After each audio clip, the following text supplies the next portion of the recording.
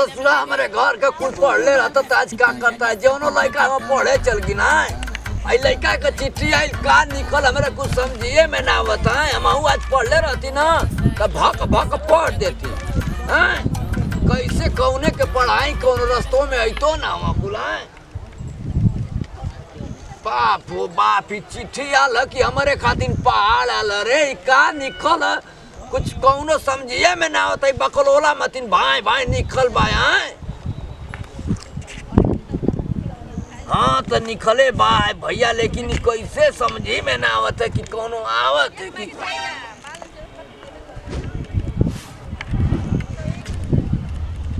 अरे आज रे कौनो ससुराए डहरिया पर कोनो मर गल कि कौनो तो ना उलटू ना गल कौनो कि आज पढ़ दे हमार चिट्ठिया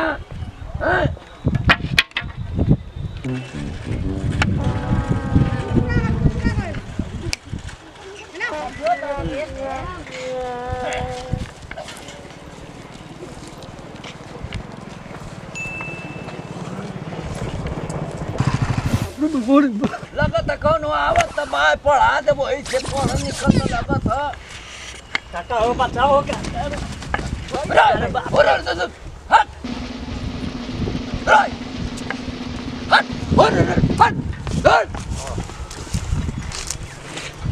भैया कैसन अपना थो मनवा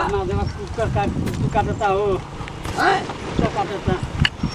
कुकुर काटत है या बानर काटत हमारे इतना हड़बड़ा जाला कहाँ जाए के बैठा अरे वो गंगा में जाए के कौने गाँव में जानता बाजार को जाए के तेरे भैया हमारा तरफ चिट्ठिया पढ़ दे बा हमारा लड़का कया ला हम तो खुद अनपढ़ है भैया हम कहाँ जानी पढ़े के रहे तो ससुर हम लगनी है दीदी घूम में माई बाप के तना कहना पढ़ ले ना पढ़ पाई चला तनी पढ़ के सुना था भैया हमके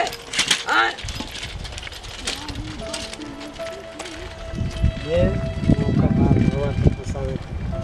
यही बहाने हो रास्ता हिल जाए तो से बात जाए लोगों को बुर्बक बना के चल जाए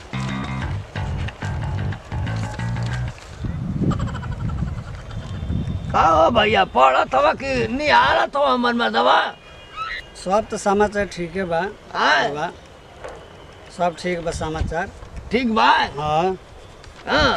हाँ और सब समाचार ठीक है लिखल बा ए मतलब कुछ समाचार ठीक और कुछ ना निकल गवा हाँ सब ठीक बा सब तो समाचार ठीक है बा काका पढ़ अरे पढ़त नहीं यार खिसियात का बारा बुझा तो जब तू ही पैसा देले बारा पढ़ावे खातिर तो ये तरह तू काहे खिसिया तो पढ़े के मतलब कहानी है तब का तो समावरी गवना निकल तारा पढ़ावे के बा हमरा पढ़े के बा धीरे धर चल रास्ता हेलत रह धीरे धीरे पढ़ तबे न पढ़ा में दवा का तो सब ठीक है बारे सब हाथ ये तो लिखल बा चल अरे सब समाज ठीक और ना बतेबा का निकल चलत रह तब न ऊपर बताओ तनी एक जगह बैठ के बताई अरे मतलब के तना चलेबा अरे भैया पढ़ अरे पढ़ते न बानी हो चल चल काय मार देबे कर पढ़ता नहीं न है ए बला गोड़ दुखा गल चलाओ गोड़ दुखा गल बा तो चल अरे का निकल भैया का लिखल बा तोरा के कितना हालत सुनाला लगाओ अरे मतलब का लिखल हो अरे भैया बताओ सब तो ठीक है बात अगर तो सब अरे मतलब के तना ठीक रही हां तो भैया ल मर दे तार त चिट्ठी पढ़ तनी हमरा पेशाब लागल है धर त तनी मिठाइया धइले रहत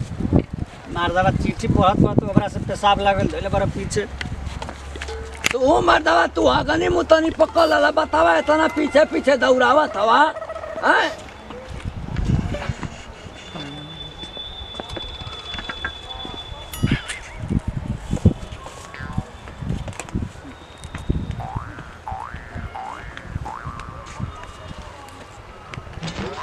बढ़िया मौका था मर्दवा तू पीछे में से मार ले का कौन वही तो हूँ तो ना हुआ आई गला हगे मुते में से कमो बना ली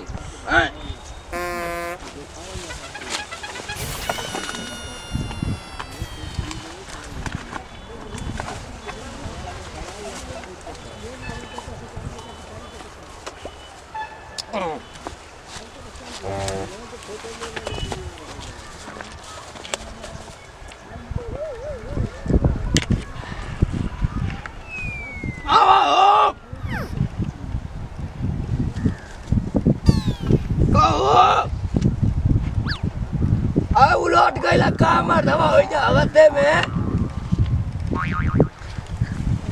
का चिल्लाता रहो काका तार तो चिट्ठी पढ़त पढ़त मैं एकदम पेशाब लाग गई लाई अपन मिठाई जुटिएला नहीं खानू नहीं मदाओ तना हमके पूर्वक समझले वा का लाई पढ़ा तेरा माथा पर लिखल बा हाँ हमरे माथा पर चोर चाहे लौकती का मर्दवा तही बार मार देवा हाँ, तो का चिट्ठी जुटिएले उठेले नहीं खानू नहीं भैया आई भगवान सोचे हम एको खैले तो कोड़ी हो जाए अब का तार कुड़ी हो के भगवत तो पढ़ा हो चिट्ठिया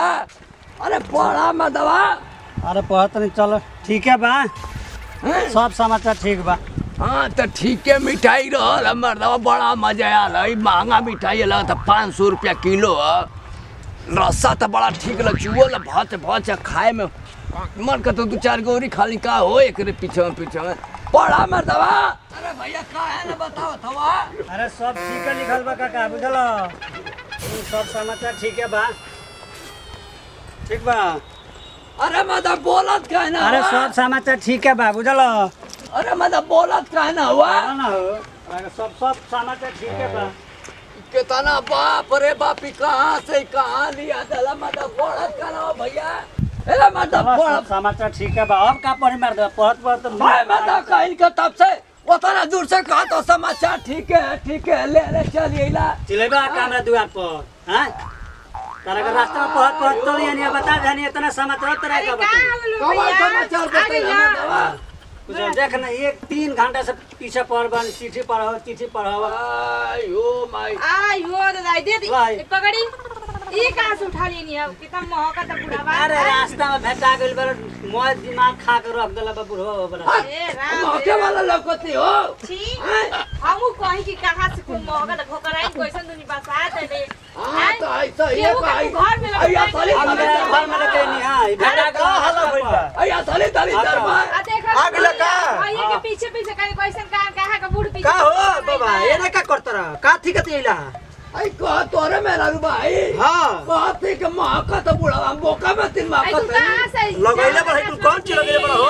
अरे 3 घंटे से पीछे पीछे का कइले भाई पीछे 3 घंटे से पीछे पढ़ नहीं आयो दादा मदा कहीं का एकदम हरामी है अजी को चोर और ना हरामी है खबर लीला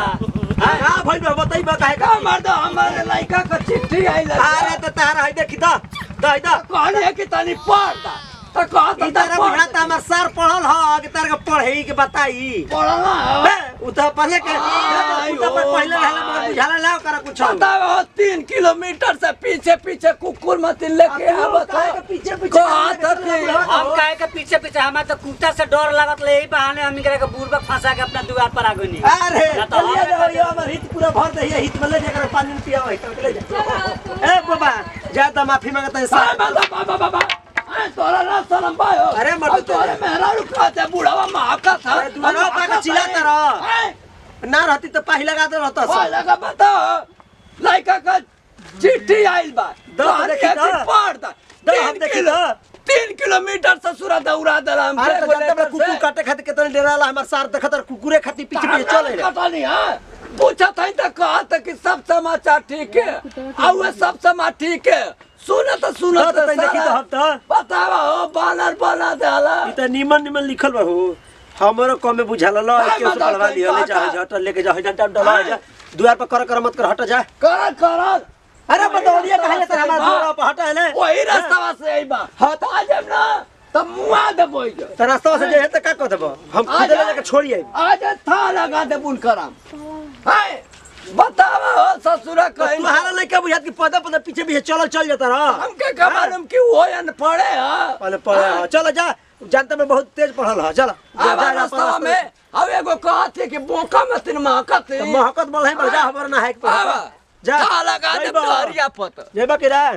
प्रणाम करते नहीं गोड़ छको गोड़ लाते हम लोग छोटका लड़का छोटका भाई खेसाई टू भैया आ भैया देखते में रास्ता घाट चलल बहुत माने सावधानी से चले के बा आ बहुत संभल के चले के बा आ जानते में कि पढ़ल ले ज्यादा ना पढ़े घड़ी तेज भइल बड़ा सा तो हम संदेश में यह बतावल चाहते नहीं भैया कि देखी कुकुर के डरे जौन भी के रोल में सार के रोल कैले बड़न तो कुकुर के डरे गांव पार होकर चक्कर में बुढ़ऊ के परेशान कर दिल हमारा बुढ़ऊ कम होशियार न रहा दूगो उनकर मिठाई गप से मार गए सरसों में लुका के ठीक बा। तो संदेश में ये बताल चाहब कि हर लोग के पढ़ल अनिवार्य बा आ हर लोग पढ़े हर लोग बढ़े हमने के उद्देश्य बा आ कॉमेडी फनी बा वीडियो बा में अगर हमने के आर्टिस्ट से ज़्यादा से भी दिक्कत भइल ओकर दिल पर ना ले बा नाती पोटा बेटा समझ के माफ कर। खास खबर में कि हमरा खेसारी टू डिजिटल वर्ल्ड और नेहा म्यूजिक वर्ल्ड के सब्सक्राइब करी बेल आइकन बटन दबाई कमेंट में बताई कि हमके एक्टिंग और स्वभाव कैसा लागल तो बेहतर यही से यही विदाई फिर अगला वीडियो मिल जाए। जय जवान जय किसान भोजपुरी देश किसान कोना कोना पहुंचा दे तनके से भोजपुरी पहचान।